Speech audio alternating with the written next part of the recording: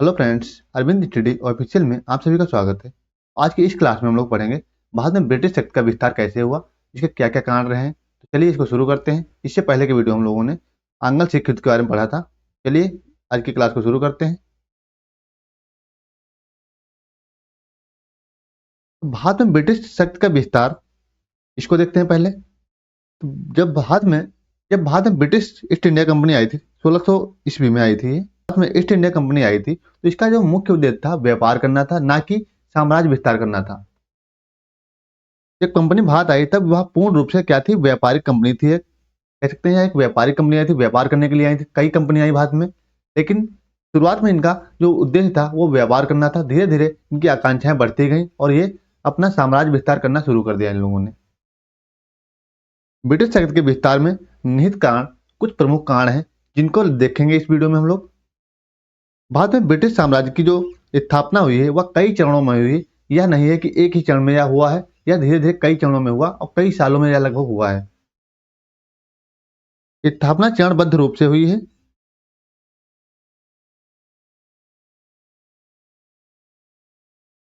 जिसमें मुख्यतः 5 व्यक्ति शामिल हैं। कह सकते हैं इसमें 5 लोगों का योगदान अधिकतर रहा है, जिसमें से लॉर्ड क्लाइव हैं, दूसरे व्यक्ति हैं वारेन हेस्टिंग और तीसरे व्यक्ति हैं कॉर्नवालिस और उसके बाद में वेलेजली और डलहौजी।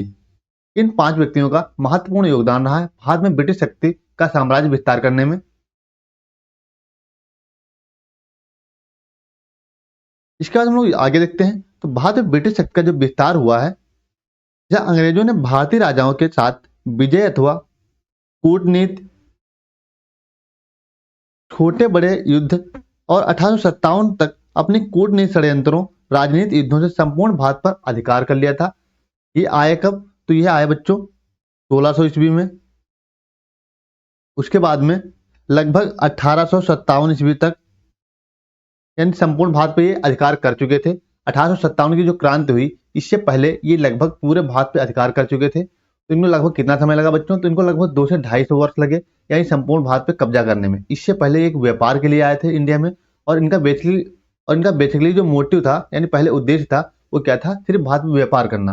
जब इनको लगा कि भारत के लोगों को हम उनमें फूट डालो और राज करो की नीति पे इन पर लागू हो सकती है, क्योंकि जो भारत में राजा थे वो आपस में ही लड़ रहे थे कि अपना अपना साम्राज्य विस्तार करना चाह रहे थे, ना कि वो एकजुट होकर अंग्रेजों के खिलाफ लड़ना चाह रहे थे। वो सिर्फ अपना अपना देख रहे थे। इसलिए अंग्रेजों का मौका मिला और वो इस मौके का फायदा उठाकर संपूर्ण भारत पर कब्जा करने में सफल हुए।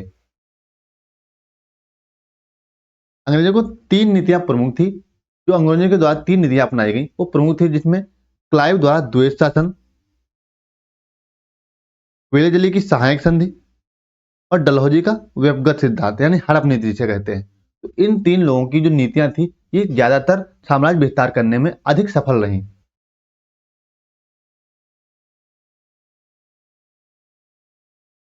क्लाइव का द्वैत शासन, इसके बारे में हम लोग डिटेल से पढ़ते हैं। आज की इस वीडियो में हम लोग क्लाइव के द्वैत शासन के ही बारे में पढ़ेंगे। प्लासी का युद्ध तो बच्चों यह हुआ था 20 जून 1757 ईस्वी को हुआ था। यह युद्ध बच्चों शुजाउद्दौला के मध्य और रॉबर्ट क्लाइव के बीच में लड़ा गया था। उसके बाद में दूसरा युद्ध हुआ था 22 अक्टूबर 1764 ईस्वी को, जिसे बक्सर के युद्ध के नाम से जाना जाता है। इसमें इलाहाबाद की संधि हुई थी 12 अगस्त 1765 ईस्वी को। इलाहाबाद की संधि बच्चों कब हुई? तो 12 अगस्त 1765 ईस्वी को हुई थी। इससे भारत में इस संधि से भारत में दोहरा शासन इस संधि के द्वारा भारत में दोहरा शासन लागू हो गया था, जिसे द्वैत शासन के नाम से जाना गया। यानी जो बक्सर का युद्ध था यह 1764 के बाद कंपनी सत्ता अपने हाथ में ले ली। यानी जो कंपनी थी वो जो सत्ता थी वो अपने हाथ में ले लिया था और वास्तविक साम्राज्यवादी चेहरा जनता के सामने ना लाना चाहती थी। इसलिए बाकी जो शेष शक्तियां थी वो किसके पास रहने दी? नवाब के पास। सबसे पहले अपने पास क्या क्या चीजें ली? तो कंपनी ने सबसे पहले अपने पास क्या क्या ले लिया? तो राजस्व वसूली का काम अपने पास ले लिया। मेन राजस्व ही होता था उस समय। यानी जो भारत देश में आज भी आय का स्रोत है कहीं ना कहीं कृषि है। तो कृषि से जो उपज होता था यानी आय होती थी, उसी में से जो राजस्व वसूली का काम होता था वो किसके पास आ गया बच्चों? कंपनी के पास आ गया। और ये किस किस क्षेत्रों की कंपनी का राजस्व वसूलने का अधिकार मिला? तो कंपनी को राजस्व वसूलने का अधिकार मिला बच्चों बंगाल, दूसरा बच्चों बिहार, और तीसरा कौन सा बच्चों था? उड़ीसा। तो इन 3 क्षेत्रों का जो वसूली था यानी राजस्व वसूली था वो किसके पास आ गया बच्चों? कंपनी के पास आ गया, ना कि नवाब के पास। नवाब मात्र कर रह गया वहां पे। अब कंपनी का कर कौन वसूलेगा? यानी जो इन क्षेत्रों का कर कौन वसूलेगा? तो कंपनी वसूलेगी। कंपनी इसके लिए कुछ शासन कंपनी इसके लिए कुछ वहां पे शासक नियुक्त किए राजस्व वसूलने के लिए। तो बंगाल में मोहम्मद रजा खां को नियुक्त किया गया। अभी इसको हम डिटेल से पढ़ेंगे बिल्कुल एकदम। मोहम्मद रजा खां को नियुक्त किया गया। उसके बाद में बिहार में बच्चों किसे नियुक्त किया गया? तो बिहार में नियुक्त किया गया सिताब राय को बच्चों नियुक्त किया गया। किसे नियुक्त किया गया? सिताब राय को। उसके बाद में उड़ीसा में किसे नियुक्त किया गया? तो उड़ीसा में राय दुर्लभ को नियुक्त किया गया।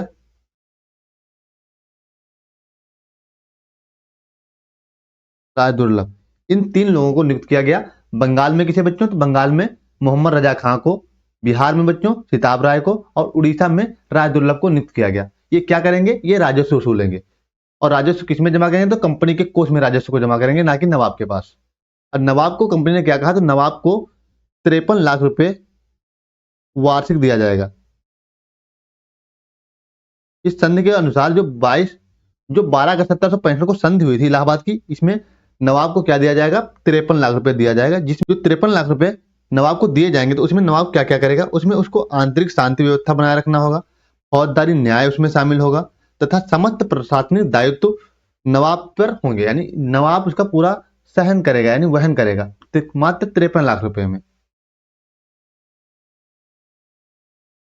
और कंपनी के पास कौन कौन शक्तियां रहेंगी बच्चों? तो कंपनी के पास में पुलिस और न्यायिक शक्तियां रहेंगी, जिन पर पूर्ण नियंत्रण किसका रहेगा? कंपनी का रहेगा।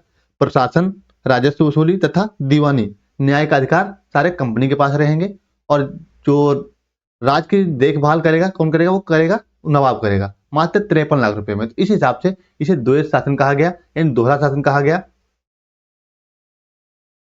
इसे हम लोग आगे एकदम डिटेल से समझते हैं। सबसे पहले हम लोग देखते हैं, कुछ पीछे चलते हैं, बैकग्राउंड देखते हैं बंगाल विजय से लेकर के। तो बंगाल पर अधिकार किस हिसाब से हुआ उसको हम लोग देखते हैं। तो प्लासी का युद्ध हुआ था बच्चों 20 जून 1757 ईस्वी को। परिणाम यह रहा, बंगाल विजय के रूप में सामने आया, यानी बंगाल विजय के रूप में सामने आया।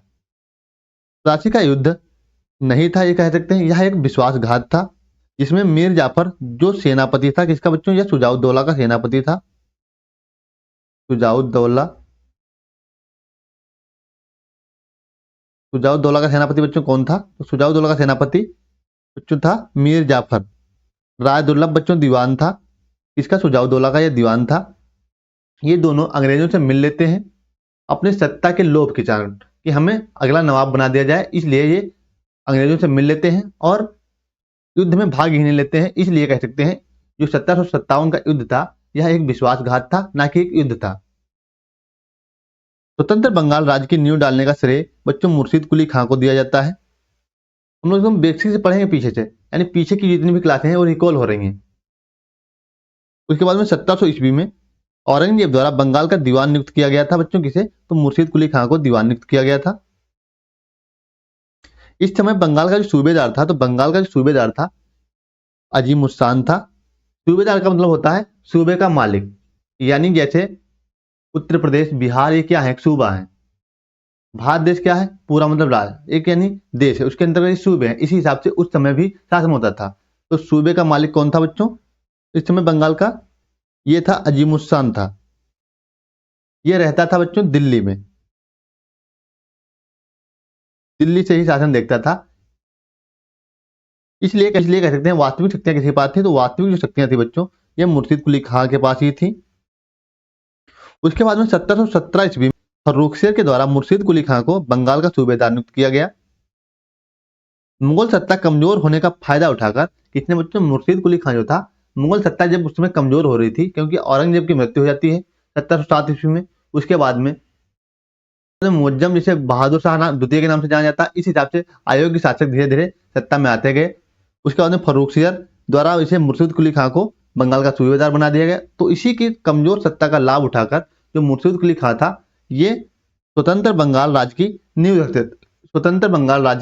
रख देता है, यानी स्वतंत्र राज्य घोषित कर देता है बंगाल को और अपने आप को वहां का शासक मानने लगता है। मुर्शीद के शासनकाल में विद्रोह कितने हुए? तो बच्चों 3 विद्रोह हुए थे। एग्जाम में कई बार पूछेंगे। मुर्शीद कुली खान के शासनकाल में बच्चों 3 विद्रोह हुए थे। पहला विद्रोह था सीताराम राय, उदय नारायण और गुलाम मोहम्मद के द्वारा लड़ा गया था पहला युद्ध। दूसरा युद्ध हुआ था, दूसरा युद्ध बच्चों किसके द्वारा लड़ा गया था? दूसरा युद्ध लड़ा गया था शुजात खां के द्वारा। तीसरा युद्ध लड़ा गया था नजात खां के द्वारा। तो ये 3 युद्ध प्रमुख हैं मुर्शीद कुली खां के शासनकाल में। मुर्शीद कुली खां ने राजधानी अपनी बंगाल के स्थान पर मुर्शिदाबाद स्थानित करी, यानी मुर्शिदाबाद को अपनी राजधानी बनाया बंगाल के स्थान पे। और 1727 ईस्वी में इसकी मृत्यु हो जाती है और अगला नवाब बनता है शुजाउद्दीन। यह रहता है 1727 ईस्वी से लेकर के 1739 ईस्वी तक। उसके बाद में शुजाउद्दीन का बेटा सरफराज खां यह बनता है 1739 से लेकर के 1740 ईस्वी तक। इसके बाद में अगला शासक जो बनता है वो बनता अली वर्दी खां। अली वर्दी खां का जो शासनकाल रहता है वो 1740 से लेकर के 1756 ईस्वी तक रहता है। जो अली वर्दी खां था बच्चों, यह अंग्रेजों को कलकत्ता और फ्रांसीसियों को चंद्रनगर इन जगहों पे जो किलेबंदी थी इसको करने की अनुमति नहीं दी थी, यानी किलेबंदी करने की आज्ञा नहीं दी थी और ना ही किलेबंदी करने दिया। उसके बाद 1756 ईस्वी में अली वर्दी खां की मृत्यु हो जाती है। उसके बाद में इसका दौहित्र, जिसे दौहित्र मतलब नाती, पुत्री का पुत्र कौन था बच्चों? सिराजुद्दौला, जो 1756 से लेकर के 1757 ईस्वी तक गद्दी पे बैठा, यानी 1 वर्ष के लिए यह नवाब बना। 20 जून 1756 ईस्वी को एक घटना घटी जिसे ब्लैक होल नाम दिया गया, यानी ब्लैक त्रासदी भी कहते हैं। इस घटना का उल्लेख एक अंग्रेज अधिकारी के द्वारा किया गया था जिसका नाम था बच्चों हालवेल। इस घटना में ऐसा हुआ था, एक छोटी सी काल कोठरी में नवाब के द्वारा 146 अंग्रेजों को बच्चों बंद कर दिया गया था और जब उसे सुबह खोला गया तो उसमें मात्र 23 अंग्रेज ही जीवित मिले थे, बाकी क्या हुआ था? मृत्यु हो गई थी। कहीं ना कहीं यह कारण बना जून 1757 ईस्वी प्लासी का युद्ध का। 23 जून 1757 ईस्वी का जो प्लासी का युद्ध हुआ था इसमें नवाब की पराजय हो जाती है और अगला नवाब बच्चों कौन बनता है? तो अगला नवाब बनता है मीर जाफर बनता है।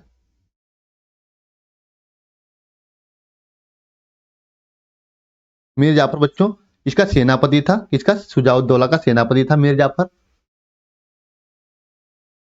अंग्रेजों को बंगाल पर अधिकार तो नहीं हुआ था। जो 1757 ईस्वी का युद्ध हुआ था जिसे प्लासी के युद्ध के नाम से जाना जाता है, इसमें अंग्रेजों का अधिकार तो नहीं हुआ था बंगाल पे, लेकिन उनके मनचाहे अधिकार उन्हें प्राप्त हो गए थे क्योंकि जो मीर जाफर था यह कठपुतली नवाब का काम कर रहा था, अंग्रेजों के इशारे पे नाचने का काम कर रहा था जिसे कह सकते हैं। इस हिसाब से अंग्रेजों ने अपने मनचाहे इनसे काम करवाए। इसके बाद में अगला नवाब बनता है मीर कासिम, जिसका शासनकाल रहता है 1760 ईस्वी से लेकर के 1763 ईस्वी तक। राजधानी इसने क्या किया? इसने राजधानी मुर्शिदाबाद के स्थान पे मुंगेर स्थानांतरित कर दी, यानी मुर्शिदाबाद के स्थान पे कहाँ अपनी राजधानी बनाया बच्चों? तो मुंगेर में अपनी राजधानी बनाया। और 22 अक्टूबर 1764 ईस्वी को बक्सर का युद्ध लड़ा गया। तो यह लड़ा गया था मीर कासिम, शुजाउद्दौला और शाह आलम द्वितीय। शाह आलम द्वितीय बच्चों मुगल सम्राट था। मुगल सम्राट शाह आलम द्वितीय और शुजाउद्दौला, मीर कासिम, इन तीनों की संयुक्त सेना के साथ में लड़ा गया था। और दूसरी तरफ कौन था बच्चों? Hector Munro. यह किसका सेनापति था? तो यह सेनापति था बच्चों क्लायू का। क्लायू का सेनापति कौन था बच्चों? तो बच्चों कौन था? हेक्टर मुनरो था। हेक्टर मुनरो या क्लायू का सेनापति था। इलाहाबाद की संधि हुई 22 अगस्त।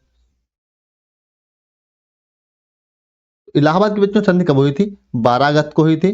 12 अगस्त 1765 ईस्वी को हुई थी। और दूसरी संधि कब हुई थी बच्चों? तो 16 अगस्त 1765 ईस्वी को हुई थी। 2 संधियां हुई थी इलाहाबाद की संधियां। तो 12 अगस्त 1765 ईस्वी को जो पहली संधि हुई थी इसके अनुसार बंगाल, बिहार, उड़ीसा इन तीनों क्षेत्रों की जो दीवानी थी वो कंपनी को प्राप्त हो गई थी और 24 परगना की दीवानी भी प्राप्त हुई थी कंपनी को। यह जब युद्ध हुआ था, बक्सर का युद्ध हुआ था, इस समय बच्चों नवाब कौन था? तो इस समय भी नवाब मीर जाफर था। दूसरी बार जब बना हुआ था क्योंकि मीर कासिम को नवाब के पद से अपदस्थ कर दिया जाता है। दोबारा पुनः मीर जाफर को नवाब बना दिया जाता है, यानी पुनः मीर जाफर को नवाब बना दिया जाता है। तो एग्जाम में क्वेश्चन पूछ लिया जाता है, जो बक्सर का युद्ध हुआ था इस समय बंगाल का नवाब कौन था? तो इस समय बच्चों बंगाल का नवाब मीर जाफर था, क्योंकि जो मीर कासिम था इसे अपदस्थ कर दिया जाता है नवाब के पद से। तो 1765 ईस्वी की संधि हुई थी। इसके अनुसार अगर कंपनी चाहती तो जो बंगाल था इसे अपने अंडर में ले सकती थी, यानी पूरा शासन वहां पे अपना कर सकती थी। लेकिन ऐसा वो ना चाहते हुए, क्योंकि ऐसा अगर वो करती तो जो उसका साम्राज्यवादी चेहरा था, वो कंपनी का जो साम्राज्यवादी चेहरा था वो बच्चों जनता के सामने आ जाता, जिससे कहीं ना कहीं विद्रोह उठने का डर था कंपनी को। और उस समय इनके पास इतनी सेना भी नहीं थी, यानी जो यहाँ पे राज करने के लिए इतनी सेना भी नहीं थी, क्योंकि ये अपने इंडिया के लोगों को ही अपना गुलाम बनाकर उनसे काम करवा रहे थे। तो एक तो उनके लोगों की बचत हुई, यानी जनधन की बचत हुई दोनों। दूसरा, इंडिया से ही रुपये पैदा करने का इनका एक स्रोत बन गया। अगर उस समय ये बंगाल पे अधिकार कर लेते तो उस समय जो अन्य कंपनियां थी कहीं ना कहीं उनको विद्रोह करने का मौका मिल जाता। तो इनकी यह सोच थी। तो चलिए इस वीडियो में इतना है। अगर वीडियो अच्छा लगा तो वीडियो को लाइक करें, चैनल को सब्सक्राइब करें, ताकि इसी प्रकार के जी के वीडियो आप तक पहुंचते रहे। कल के वीडियो में हम लोग पढ़ेंगे वेले जिले की सहायक संधि के बारे में। मिलते हैं नेक्स्ट वीडियो में, तब तक के लिए जय हिंद।